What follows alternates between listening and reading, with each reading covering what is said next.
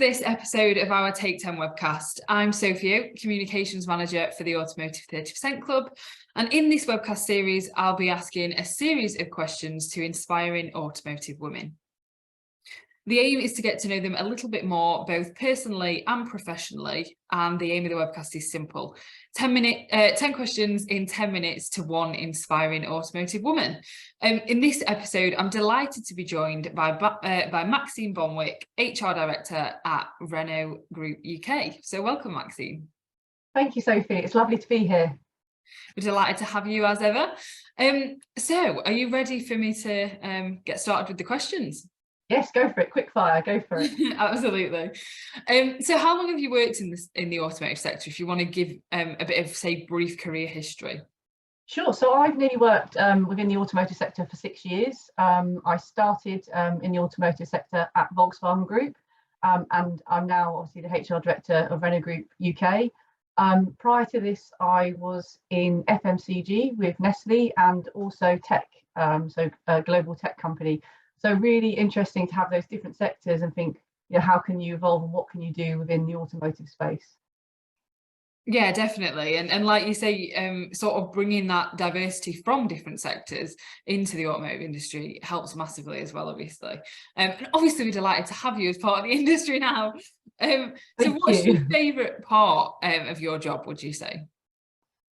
So for me, it's seeing the buzz that people get, which when they don't realise that they can do something and then they reach their full potential. So it's encouraging them either to go forward for a position or seeing them present or deliver a project, and see that afterwards their pride in what they've been able to do, and you know, just edging people to step forward, and whether you know, whatever gender, whatever background or diversity, you know, everybody needs a nudge. And I think my role is very privileged that I get to see you know, people across the whole business and coach and encourage them and be there to support them, and that's fantastic. You see people deliver more than what they ever expected themselves to be able to do.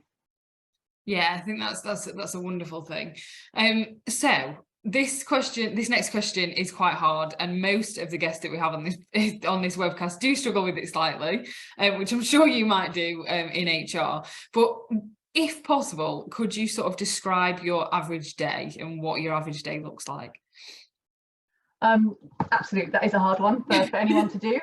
Bringing it to life, it could range from being on a benefits provider call, followed by being within a leadership team meeting, potentially finally validating director or heads of interview appointments, working with my HR team in terms of our people strategy, signing off whether it's, you know, a new learning program or other activities. It's a really varied day, and no one day is the same, which I'm sure everyone says to you. Yeah, I think that's the most exciting thing. You have a portion of your day planned for what you want to do strategically, project wise, but the rest of the day can be really varied dependent on what you've got going on and where you are in that year, whether it's end of year reviews, salary compensation.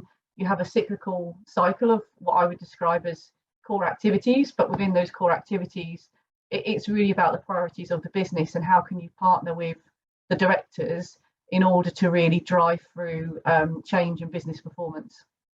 Yeah, absolutely.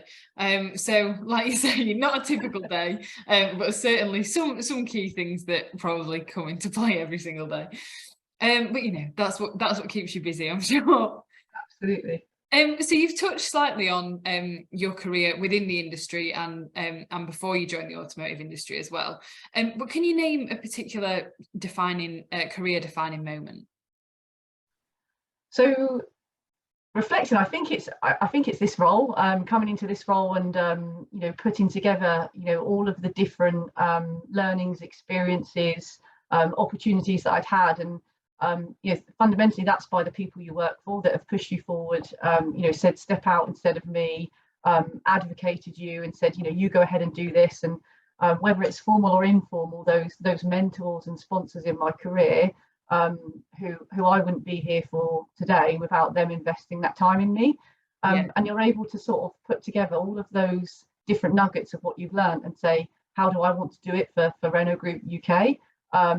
And that's a real test point that you then realise I can do it. I am doing it, and with a fantastic team around me and underneath me that support me.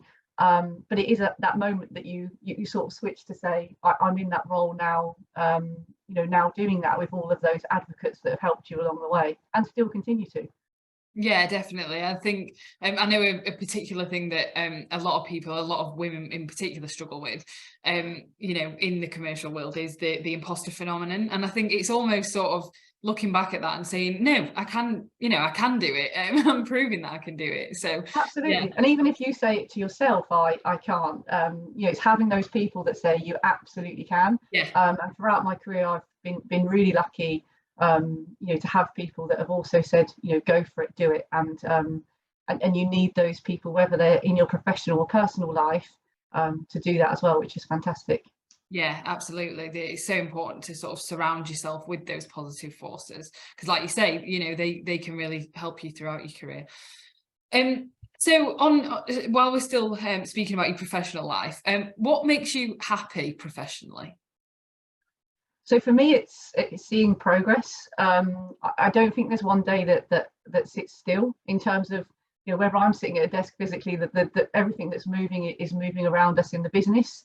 Mm-hmm. So for me, I get real pride out of seeing people make progress, the projects they're working on, the leadership team, the organisation, my team, and for me, you get so much satisfaction in seeing people being able to deliver, and trying to remove as many restrictions, so that people can be empowered to really innovate. There's no point hiring intelligent people if you're going to put them in a parameter and a box. Of course, there should be processes and controls, but what makes me really happy is when we can say to someone, go for it. We've employed you because of your intelligence, your skills, your expertise. You've come up with this idea, and it's creating that open door policy that people feel that they can say, I have this idea and I just want to share it. And that's lovely within my job to be able to see, whether it's based on a social media plan, someone with what they want to do with TikTok versus someone just saying, why do we do it like this today? You just really want to encourage people to make progress, and seeing that makes me really happy. Yeah, absolutely. And I think, it is really important to create that culture where people can ask questions. And like you say, well, why do we do it like this? Because I think a lot of the time that's when like management sit back and think, there's often that saying, isn't there? Well, we do it like that because we've always done it like that. Absolutely. Yeah, definitely creating that culture. So what about personally, what makes you happy personally? So me and my partner, love the outdoors. So on the weekends, it's I love climbing mountains, hills. So anywhere, going out and just going on 4-hour walks. Whether it's rain or shine, with waterproofs on, and just being outdoors. Genuinely, whether it's Brecon Beacons or any other part of the UK as well as Wales. Those are my favourite spots to Yorkshire to go walking and being outdoors. You need that time, and I also really enjoy being outdoors and doing that. Yeah, and I think particularly when you do, when you are, say, either stuck in your bedroom all week or in the office or whatever, it's so important to get that, I think, for your own well-being as well. So do you have any future aspirations? I know you are relatively new, I suppose, to the role at Renault, but any future aspirations there? So yeah, within Renault, for me, it's it's really, now we've got a fairly new leadership team. So we've had different appointments over the course of last year and this year, and my main aspiration is, and the same as the leadership teams, it's us evolving our journey together. So how are we going to continue to make the organisation successful? How do we want to shape and continue to shape partnering with our network? And really building those relationships and everyone being successful within that space. And for me, it's a journey, and we're on it as a leadership team in terms of what do we want to do, how do we want to support our employees, what do they want from us, which is critical, especially in the changing times of hybrid working. What job satisfaction is for everyone is very different, and that's the really exciting bit, able to shape that culture, provide those opportunities, and move through with the business on doing that. Yeah, sounds like great things are happening there over there. Maxine, I know you are an HR director. I've said that already, and you obviously are a woman working within the automotive industry. But what advice would you give to women wanting to progress within the automotive sector? So first and foremost, champion each other, because we typically say, we look at, how many men are mentoring females, how many men are, pulling up females. And obviously there's a larger proportion of men in the automotive sector, which we need every single man to tap into. And, there's fantastic examples of those that do. But I'd say as a female, first place, look at your own behaviours.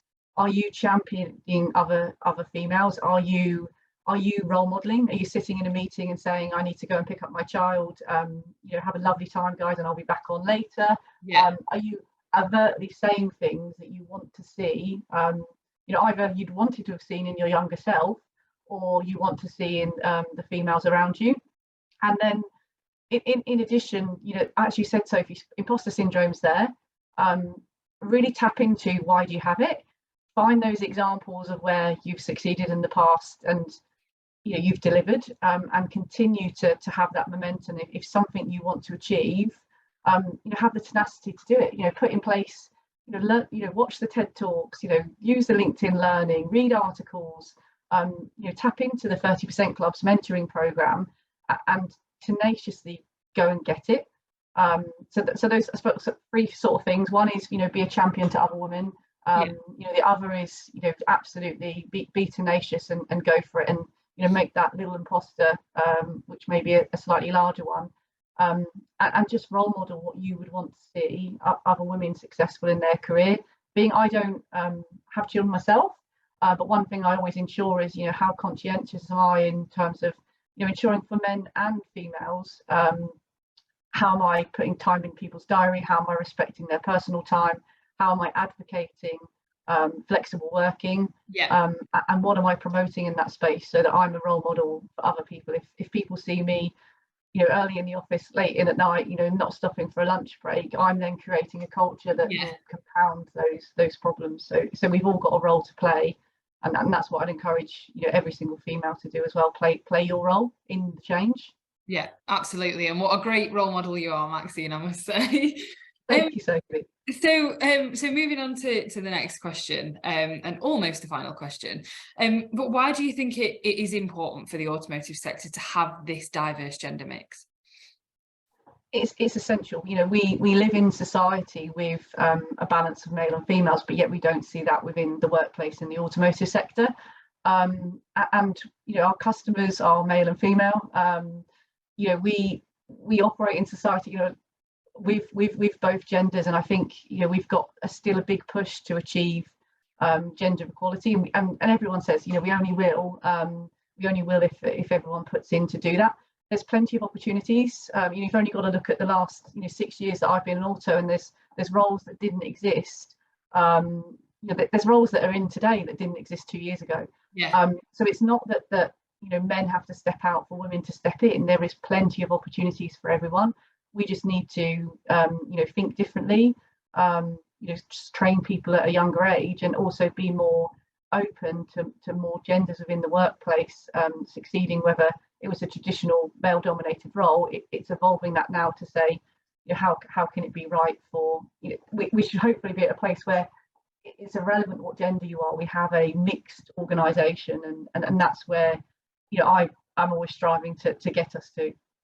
Yeah, absolutely. I mean, just thinking of an example, really, like a vehicle technician, I think a lot of younger people or people that are outside of the industry think, oh, that's just someone under the bonnet of a car that's getting oil and that all over them. But actually, the reality of that is a lot of it is, working with the diagnostic equipment now. And there's some workshops that I walk into, and I think it's cleaner than any space that, it's cleaner. It's as clean as the sort of dealership itself. So absolutely, and you've hit the nail on the head. It's the perception that we need to shift, and we'll only do that if we all come together. If we all work in separate nuggets, we're going to have pockets of information, pockets of impressions that we get out externally, but it needs to be a sector-wide effort. And even the network are doing some fantastic things around how they're changing hours to support any patterns, providing more flexibility. Everybody wants that within their roles today. And I think the flexibility, especially within the network coming into the sector, is only going to help more women consider it. But it's also helping women in other sectors. So where we have male technicians who have always had fixed hours and their partners have had to do the pickups, we are helping other sectors by becoming more flexible. And if every sector says how are they becoming more flexible, how are they allowing men to step in so women can step out, it will create a balance. And that's another consideration we all need to think. How are we contributing to the diversity of other sectors? And just by changing a technician's hours, maybe having more flexibility on the weekend, we also support another sector's flexibility. Absolutely, yeah, and it sort of goes back to that being a role model. Why can't the automotive industry be the role model for inclusion? So yeah, absolutely. Thank you for that, Maxine. And then final question. The final question that I'm going to ask is split into three. Three very important questions, I must say, but it gets to know you a little bit more personally. So just to finish off the webcast, can you recommend a book that you would encourage others to read?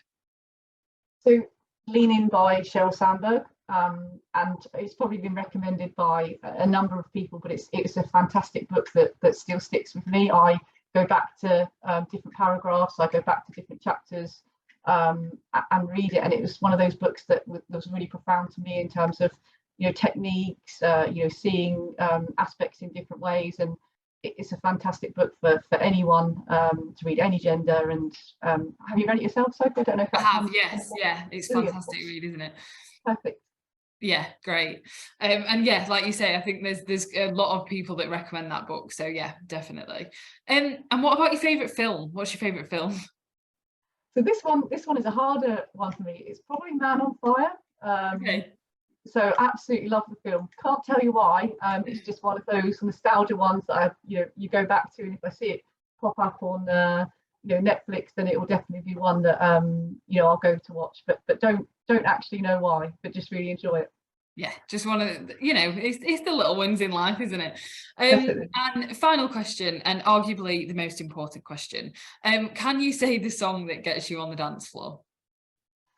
Dolly Parton, 9 to 5, and that's criminal to admit that. But it was one that when I did netball at school and college, we always used to have it on in the minibus or the tape player. So it just has so many happy memories of all the girls in the netball minibus singing it out loud, whether we won or lost. Post a netball game, we'd get back into that minibus and sing Dolly Parton. So that's why that one has many fond memories. Not that I can dance well to it, but it is a fantastic song because of those memories. Oh, lovely. And to be fair, Maxine, I don't think I can't dance. I don't pretend to be able to dance, and sometimes I think they're the best dancers. Thank you so much for participating in this Take 10 webcast today. It's been a pleasure to interview you, a pleasure to catch up with you, and we do hope that our viewers enjoy this. Fantastic, thank you. Pleasure being with you as well, Sophie. Thanks.